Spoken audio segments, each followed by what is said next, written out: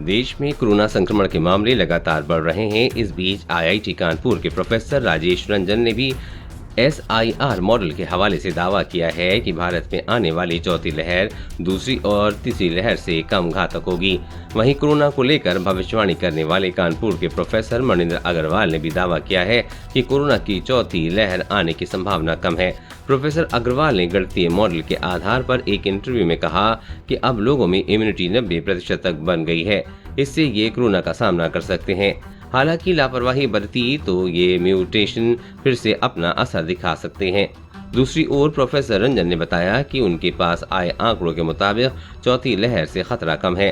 Professor Ranjan ने corona की चौथी लहर को लेकर एक्सक्लूसिव बातचीत की है। सवाल, देश में बढ़ रहे कोरोना के मामले क्या कोरोना की चौथी लहर की तरफ इशारा करते हैं? जवाब, देखिए, चौथी लहर देश में आएगी, लेकिन ये दूसरी और तीसरी लहर का मिश्रण होगा जो ज्यादा नुकसान नहीं पहुंचा पाएगी। देश में मिल रहे मामले इसी तरफ संकेत दे रहे हैं। इससे घबराने की जरूरत नहीं है। इस बार जो म्यूटेशन आया है वो डेल्टा और ओमिक्रॉन से निकला है। इसकी मारक क्षमता डेल्टा के बराबर नहीं है। सवाल, कितनी घातक हो सकती है ये लहर?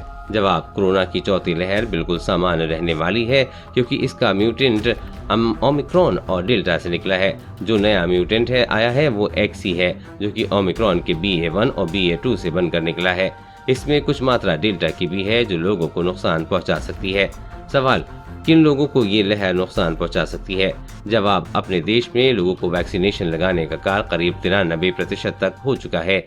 ये एक अच्छी बात है। ये जो नया म्यूटेंट है वो वैक्सीन को बाईपास नहीं कर पा रहा है। इसकी वजह हमारे देशों में लोगों की स्ट्रॉन्ग इम्यूनिटी है। कई लोगों में कोरोना होने के बाद एंटीबॉडी जनरेट हुई है। इसके अलावा कुछ लोगों को कोरोना हुआ ही नहीं था, लेकिन उन्होंने वैक्सीन लगवाकर अपना बचाव किया। इस लहर में सबसे ज्यादा उन लोगों को खतरा है जिनको अभी तक कोरोना नहीं हुआ है और न ही उन्होंने वैक्सीन लगवाई है। संक्रमितों को कौन सा वेरिएंट है ये तो सीक्वेंसिंग के बाद ही पता लगाया जा सकता है। ये जो नया म्यूटेंट आया है ये काफी संक्रामक है। लोकल लेवल पर ये जिस तरह से बढ़ रहा है उसे देखते हुए ये कहा जा सकता है कि ये भी ओमिक्रॉन की तरह ही जल्दी खत्म हो जाएगा। सवाल, क्या इससे बच्चे शामिल हैं, क्योंकि NCR में कई स्कूली बच्चे भी कोरोना की चपेट में आए हैं? जवाब, बिल्कुल भी नहीं, क्योंकि बच्चों की इम्यूनिटी बहुत ही स्ट्रांग होती है। साथ ही सरकार ने बच्चों को भी वैक्सीन लगाने का काम करना शुरू कर दिया है, मगर जिन बच्चों की इम्यूनिटी कमजोर है उनको ये थोड़ी तकलीफ दे सकता है। इस बार अडल्ट लोगों में भी इस नए वायरस के ज्यादा लक्षण नहीं दिखाई दे रहे हैं। सवाल, क्या कोरोना के इस नए वेरिएंट ने कोई परिवर्तन किया है? जवाब, कोरोना ने अपने अंदर जो परिवर्तन किया है उसे हम लोग रिकॉम्बिनेट बोलते हैं। ये नया वायरस जिस भी बॉडी में रहा होगा उसमें AB और AB.2 वर्जन पहले से रहा होगा।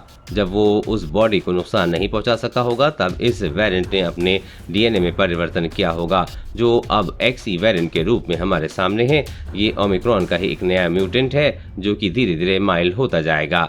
कोरोना वायरस और कोरोना वैक्सीन से जुड़ी हर अपडेट पाने के लिए चैनल को सब्सक्राइब करें।